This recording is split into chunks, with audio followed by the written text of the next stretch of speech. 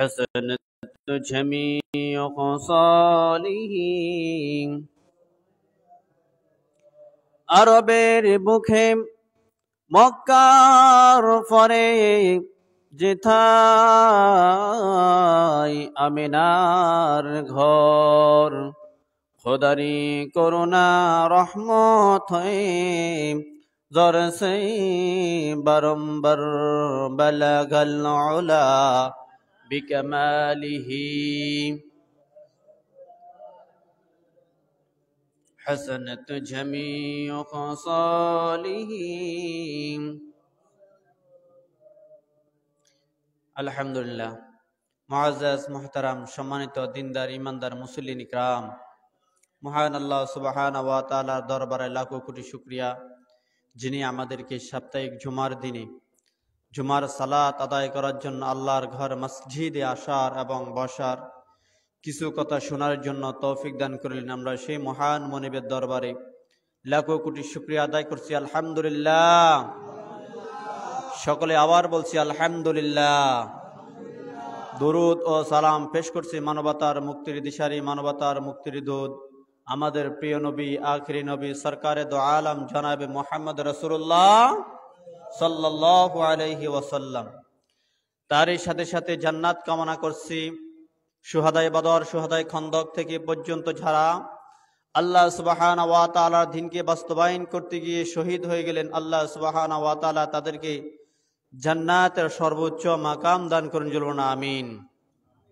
সম্মানিত হাজিরিন, আমরা আজকে যে বিষয়ে আলোচনা করব সে বিষয়ের নাম হলো 17 শ্রেণীর মানুষ মুসলিম হয়েও জান্নাতে যাবে না। 17 শ্রেণীর মানুষ মুসলিম হয়েও জান্নাতে যাবে না। নিজকে নিজে মুসলিম দাবি করবে কিন্তু জান্নাতে যাওয়ার মতো সুযোগ তাদের থাকবে না। নামে মুসলমান হবে কিন্তু অন্তরে মুসলমানিত্ব পালন করবে না। এখন আমরা এর মধ্যে এই গুণগুলো যদি আমাদের মাঝে না থাকে, যদি বদগুণ যদি থাকে, আমরা মুসলমান হব কিন্তু জান্নাতে আমরা যাইতে পারবো না। সবাই নিজকে নিজে মুসলমান দাবি করি কিন্তু মুসলমান দাবি করার পর আমাদের ভিতরে যে কোয়ালিফিকেশন দরকার, যদি এই কোয়ালিফিকেশন না থাকে তাহলে আমরা মুসলিম দাবি করে কোনো লাভ হবে না।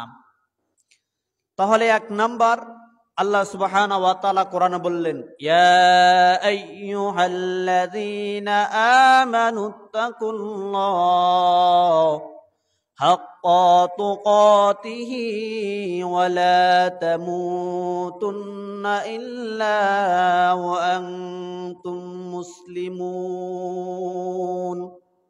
ইয়া আইয়ুহাল্লাযীনা আমানুত্তাকুল্লাহ, হে ঈমানদারগণ, তোমরা পরিপূর্ণভাবে আল্লাহ তাআলাকে ভয় করো।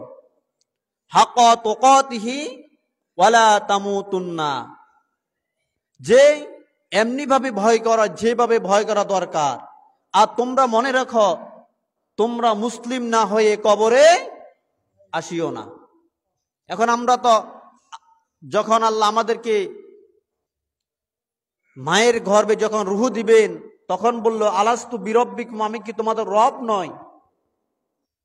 আমরা বলছিলাম ক্বালু বালা, অবশ্যই আপনি আমার রব। আমরা ওখানে আল্লাহ তাআলাকে স্বীকার করেছিলাম। স্বীকার করে আবার দুনিয়াতে এসে আমরা আল্লাহ তাআলাকে কি গেছি, ভুলে গেছি। এই জন্য আল্লাহ বলছেন, তোমরা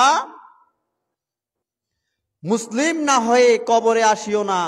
এখন এটা তো আল্লাহ বলতে পারতেন ইমানদারদেরকে যে তোমরা ইমানদার না হয়ে কবরে আসিও না, মুমিন না হয়ে কবরে আসিও না। বলছে কি, মুসলিম না হয়ে কবর আসিও না।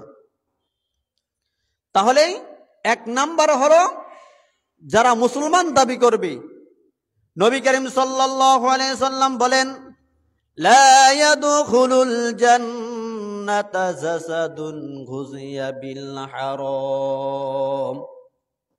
ওই সমস্ত মুসলমান জান্নাতে যাবে না যাদের শরীরের মধ্যে হারামগুলি লুকায়িত আছে।